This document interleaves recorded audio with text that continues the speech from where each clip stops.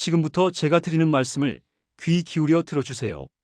여러분의 간이 지금 이 순간에도 소리 없이 비명을 지르고 있을지도 모릅니다. 술 한 방울 마시지 않는데도 간이 썩어가고 있다면 믿으시겠습니까? 병원에 갔더니 갑자기 간경화나 간암 위험이 있다는 청천벽력 같은 소리를 듣게 되는 이유가 바로 오늘 말씀드릴 이 증상 때문입니다. 우리 몸의 화학 공장이라 불리는 간에 기름이 꽉 들어차서 제 기능을 못하게 되는 것인데, 이것을 방치하면 결국 되돌릴 수 없는 결과로 이어지게 됩니다. 하지만 너무 걱정하지 마세요. 오늘 제가 가져온 소식은 전 세계 961명을 대상으로 진행된 방대한 연구 결과를 바탕으로 어떻게 하면 우리 간에 쌓인 독한 지방들을 싹 걷어낼 수 있는지 그 확실한 해답을 담고 있습니다.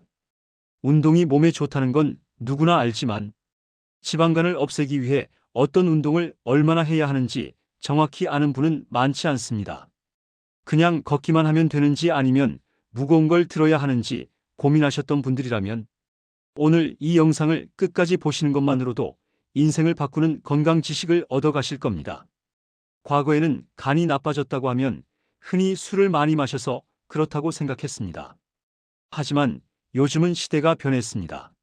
술을 전혀 마시지 않아도 비만이나 당뇨 같은 대사 문제로 인해 간에 지방이 쌓이는 경우가 훨씬 많아졌습니다.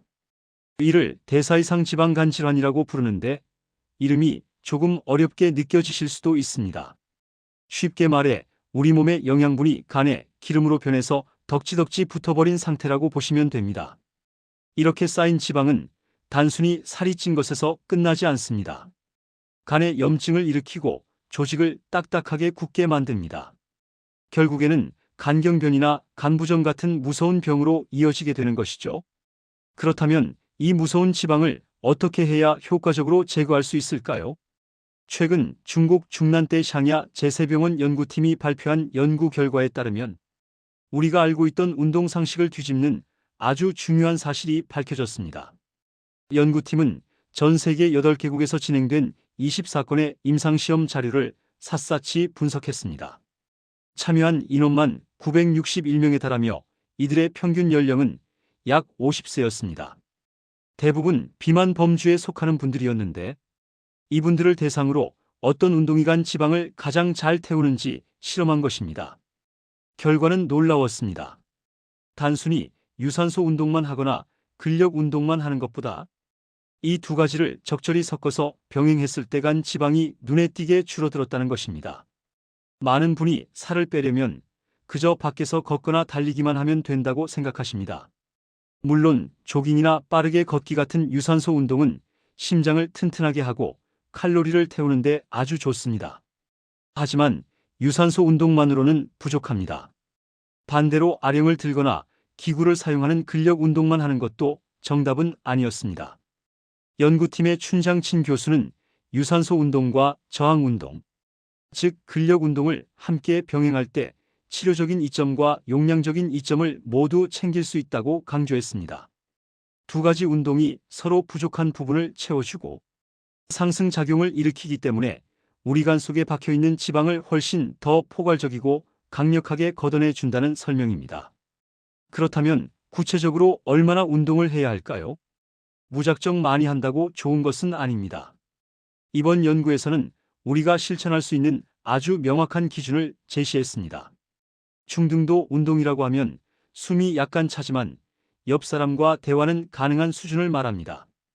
빠르게 걷기나 가벼운 자전거 타기가 여기에 해당하죠. 이런 중등도 운동은 하루에 20분에서 40분 정도 주 5회 실천하는 것이 가장 효과적이었습니다. 일주일 전체로 따지면 약 2.5시간에서 3시간 정도입니다. 만약 조금 더 강도 높게 짧고 굵게 하고 싶으시다면 고강도 운동을 선택하시면 됩니다. 숨이 턱에 찰 정도의 고강도 운동은 하루 30분씩 주 2회에서 4회 정도면 충분합니다. 일주일 총합으로 약 1.5시간 정도가 적정량입니다. 여기서 아주 중요한 포인트가 하나 더 있습니다. 운동을 무조건 많이 한다고 해서 간 지방이 계속해서 더 많이 줄어드는 것은 아니라는 점입니다.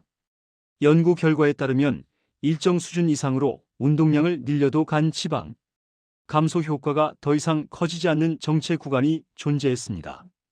예를 들어 격렬한 운동을 일주일에 1시간, 30분 넘게 한다고 해서 추가적인 이득이 크게 늘어나지는 않았습니다. 즉, 무리하게 몸을 혹사할 필요 없이 연구팀이 제한한 적정 시간을 지키면서 꾸준히 하는 것이 핵심입니다. 우리 몸은 기계가 아니기에 적절한 휴식과 효율적인 운동 배분이 필요하다는 뜻이죠. 또한 이번 연구는 질환의 진행 단계에 따라 운동의 효과가 달라진다는 점도 지적했습니다. 간 지방이 막 쌓이기 시작한 초기 단계에서 발견하고 운동을 시작하면 그 효과가 정말 드라마틱하게 나타납니다. 하지만 이미 간 손상이 심해진 상태에서는 운동만으로는 개선에 한계가 있을 수 있습니다. 그래서 정기적인 검진을 통해 자신의 간 상태를 빨리 파악하는 것이 무엇보다 중요합니다. 초기에 발견한다면 약을 먹지 않고도 운동과 식이요법만으로 충분히 건강한 간을 되찾을 수 있기 때문입니다. 여러분 인생에서 가장 늦었다고 생각할 때가 가장 빠른 때라는 말이 있습니다. 지금 내 몸이 조금 무겁게 느껴지거나 검진 결과에서 지방간 수치가 조금 높게 나왔다면 오늘 당장 신발끈을 묶고 밖으로 나가보시는 건 어떨까요? 거창하게 헬스장에 가서 무거운 바벨을 들지 않아도 좋습니다. 집 근처 공원을 30분 정도 빠르게 걷고 돌아오는 길에 스쿼트 몇 번, 혹은 가벼운 아령 들기를 곁들이는 것만으로도 여러분의 간은 다시 살아나기 시작할 것입니다. 건강은 한 번에 완성되는 것이 아니라 매일 조금씩 쌓아가는 적금과도 같습니다. 간은 침묵의 장기라고 합니다. 80%가 망가질 때까지 아무런 신호를 보내지 않기 때문에 우리가 먼저 챙겨주어야 합니다.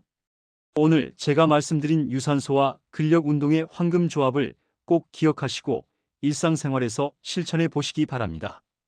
여러분의 소중한 간이 다시 깨끗해지고 활력을 되찾는 그날까지 저도 항상 유익한 정보로 함께하겠습니다.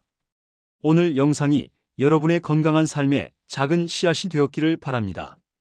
건강한 간을 만드는 습관은 결코 배신하지 않습니다. 영상을 보시고 궁금한 점이 있다면 언제든 편하게 생각하시고 주변 분들에게도 이 귀한 정보를 공유해 주세요. 여러분의 건강한 노후와 행복한 일상을 진심으로 응원합니다. 지금까지 행복천사였습니다.